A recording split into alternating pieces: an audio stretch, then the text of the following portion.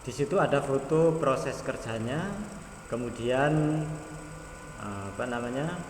hingga hasil akhirnya di dokumentasi dan hasilnya bagus sekali.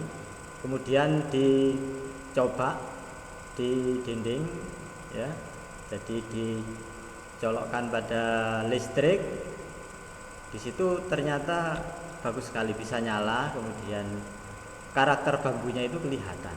Nah itu ya anak-anak, itu salah satu karya dari temanmu. Dan ada yang membuat kayak gerobak, ya, kayak gerobak, kayak gerobak, kemudian di belakang gerobak, ya, ada kakinya 3. Di belakang gerobak itu ada bambu, potongan bambu. Nah, kalau sekilas itu kelihatan seperti gerobak fungsinya, ya. Tapi bagus sekali, ya. Selamat bagi anak-anakku yang sudah berkreasi dengan begitu penuh semangat, ya. Ya, selanjutnya kita lanjutkan. Pemilihan bahan sangat penting karena bahan memiliki kekuatan. Bentuk yang bervariasi, tekstur, serat, pori-pori, yang semua ini dimanfaatkan untuk menunjang kualitas bentuk dan estetik karya kerajinan, ya. Jadi untuk pemilihan bahan tadi ya sudah jelas anak-anak, ya, bahan yang baik dan berkualitas itu sangat diperlukan. Saya lanjut. Menentukan kesempurnaan bentuk karya. Nah ini, teknik penciptaan yang baik dapat menentukan kesempurnaan bentuk karya, ya. Dengan teknik yang memadai, dengan penguasaan teknik yang bagus, ini akan menentukan kesempurnaan bentuk karya. Jadi hasil karyanya tidak setengah-setengah, tidak asal jadi, ya. Apabila seorang yang sudah menguasai betul teknik pengerjaan, itu akan beda anak-anak dengan membuat suatu karya kerajinan dengan kurang menguasai teknik.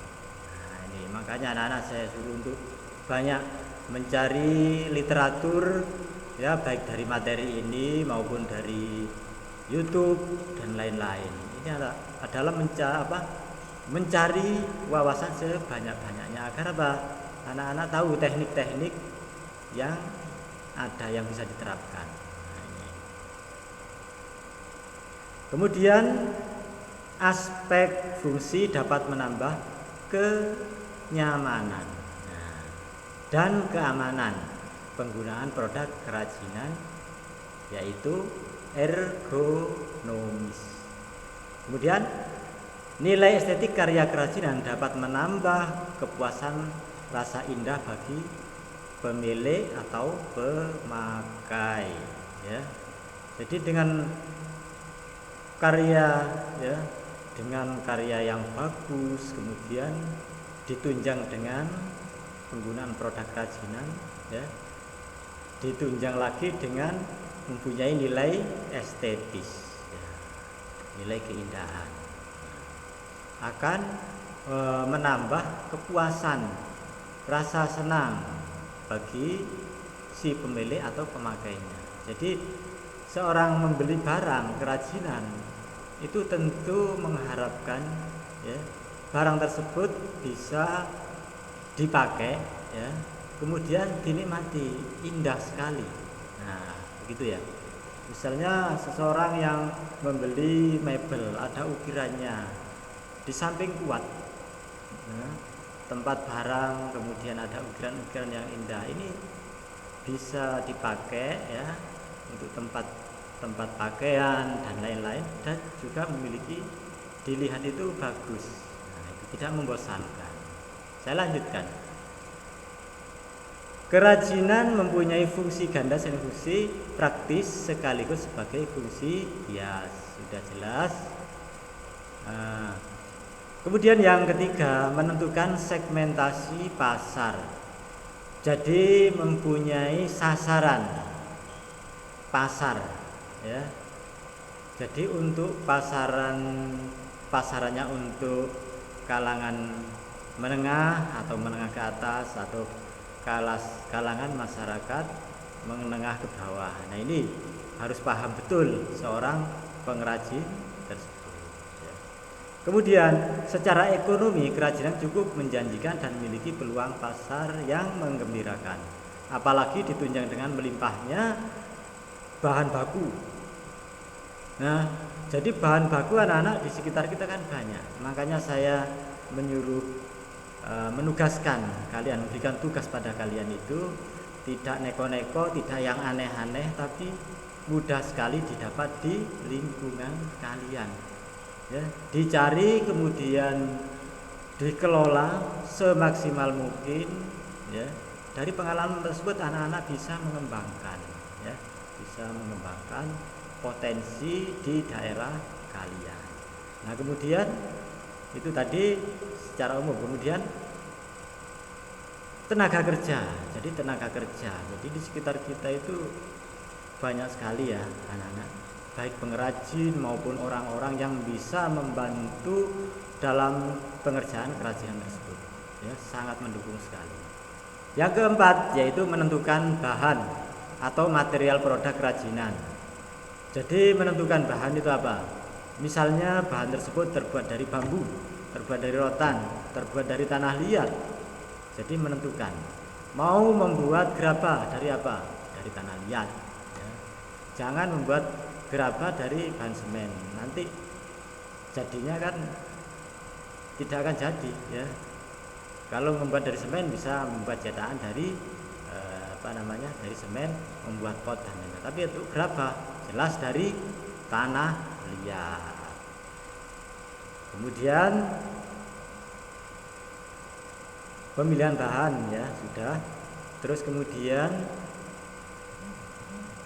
kenyamanan terutama dalam menggunakan benda terapan dan juga akan mempengaruhi kualitas barang tersebut. Nah, ini anak-anak untuk penugasan hari ini. Jadi khusus pada minggu-minggu ini setelah materi pembelajaran, fokus pada pengerjaan tugas pada minggu yang kemarin, ya. Ini saya berikan waktu. Jadi saya berikan waktu yang cukup bagi kalian.